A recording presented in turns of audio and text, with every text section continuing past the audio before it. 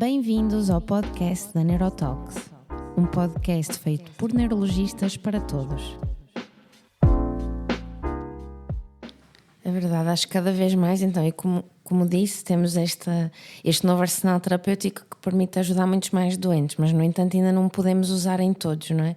Continua a ser uma decisão que é muito individualizada e de acordo com como disse, e ver esse processo na voz também da Ana, de perceber como é que foi a evolução e pela experiência da doutora Lívia, de como é que se faz essa decisão no doente na consulta, e particularmente pensando que é uma doença que afeta pessoas em idade jovem, mais mulheres em idade fértil, com uma vida ativa, que conselhos assim é que tem e como é que é a sua experiência na consulta para estes doentes e como é que é a sua decisão? Eu vou sempre para a consulta com o brilho de tensão atrás, toda a gente sabe disso, e com o estetoscópio. É assim, a neurologista deve preocupar-se mais com o martelo de reflexos, mas para mim para ver um doente com cefaleias, a arma principal é o aparelho de tensão e a... Depois, o que é que eu tenho de ir?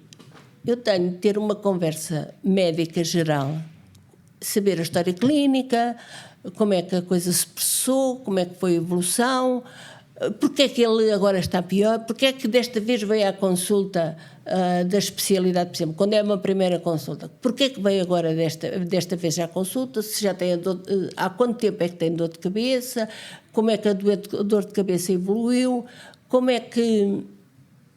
se ela toma a pílula, se a pílula agravou ou não agravou a dor de cabeça, porque nós sabemos que num terço dos casos agrava a pílula, agrava a enxaqueca, e se a enxaqueca é puramente menstrual ou acontece independentemente disso, quais são os fatores desencadeantes das enxaquecas, quais são...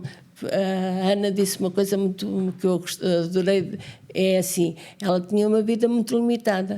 Porquê? Porque é que a vida é tão limitada? Porque ela sabia que determinados fatores eram desencadeantes e então evitava esses fatores. E quais são os fatores desencadeantes? Olha, um deles é dormir demais. Portanto, ao fim de semana, muitas vezes a enxaqueca de fim de semana, a pessoa dorme demais, prontos. Outras vezes é de dormir menos. Outras vezes é a falta do café. Portanto, a pessoa que está habituada a tomar todos os dias o café, ao fim de semana não toma o café, de manhã, portanto tem dores de cabeça. Ou também acontece quando a pessoa viaja. Depois, há uma série de fatores que nós temos de tentar. Às vezes eu faço a pergunta ao doente: o que é que acha que no seu caso está a prejudicar? E vou saber então da depressão, da hipertensão, do sono, da pílula, faço tudo isto, porque mesmo com os novos fármacos, nós temos de tratar as comorbilidades associadas à enxaqueca. Estes fármacos não resolvem o problema da enxaqueca. Quer dizer, eu não posso chegar aqui, agora há um medicamento novo, tomo lá e pronto, vai ficar boa. Então, se ela tiver uma hipertensão grave, eu posso lhe dar os medicamentos todos que ela não vai melhorar. É assim, a hipertensão moderada não é causa de dor de cabeça na população normal, na população sem enxaqueca. Mas na população com enxaqueca, ela pode ser causa de dor de cabeça. Eu própria tenho enxaqueca. E há uma altura que eu começo a acordar de manhã com dor de cabeça. Chego ao hospital e digo: caramba, então ando a acordar todos os dias com dores de cabeça. E há um colega nosso que me diz: doutora, sente-se aí. E vai-me medir a tensão. E o que é que me estava a acontecer? Eu estava a ficar hipertensa. Eu nunca tinha sido hipertensa, mas com a idade fiquei hipertensa. Portanto, eu comecei a tomar a medicação para a hipertensão e melhorei das dores de cabeça. Portanto, mas isso tem de ser feito. Quer dizer, isto não tira o resto do trabalho. Ou seja, nós temos que fazer aquilo que devemos fazer com todos os doentes, que é olhar para o doente e perceber como é que ele funciona de um ponto de vista global, não é? E muitas vezes nós sabemos que as pessoas com enxaqueca têm muitas comorbilidades, mais do que a população geral, não é? Quando normalizada para outros fatores. Mas de facto nós, com as limitações de tempo muitas vezes, e com um bocadinho o estigma que estava a falar que os doentes com enxaqueca têm, acabamos por ter que estar nós próprios alertas e recordarmos de que temos que procurar essas comorbilidades, que são no fundo as doenças associadas, e tratá-las, não é? Porque senão não vamos conseguir tratar a enxaqueca sem tratar isso. Mas eu queria pegar um bocadinho nesta questão do estigma, que passa para nós, como falou muito bem, principalmente quando é muito difícil tratar a enxaqueca, que nos chateia, não é? Porque nós estamos a dar o nosso melhor e o doente continua a queixar-se. E a enxaqueca acaba por funcionar muito à semelhança de algumas doenças psiquiátricas. São doenças quase silenciosas, que se vivem no silêncio, porque são doenças subjetivas.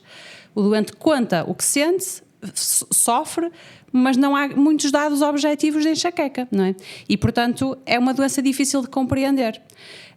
Eu não sei se a Ana viveu isto na primeira pessoa, ou seja, alguma vez sentiu ao longo deste processo de que as pessoas, fosse no trabalho, na família, os amigos, não compreendiam, ou alguma vez sentiu este estigma de ser uma sofredora em que não estava a ser compreendida pelos outros? Na família, desde cedo fui compreendida porque há um historial. A minha mãe sofria muito de enxaquecas e, portanto, já toda a gente na família sabia o que isso era e lamentavam que eu tivesse herdado essa parte da minha mãe.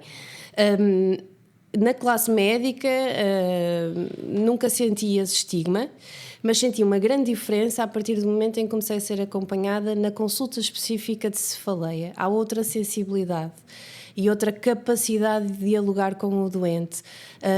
Quando eu dava entrada nas urgências com crises difíceis de resolver, antes de começar a tomar triptanos, portanto tomava medicamentos mais Benuron e pronto, esses não resolviam muitas vezes as crises, ou anti-inflamatórios, por exemplo, diziam-me toma um anti-inflamatório, e muitas vezes não resolvia, às vezes aquilo crescia de tal forma que eu ia mesmo parar à urgência.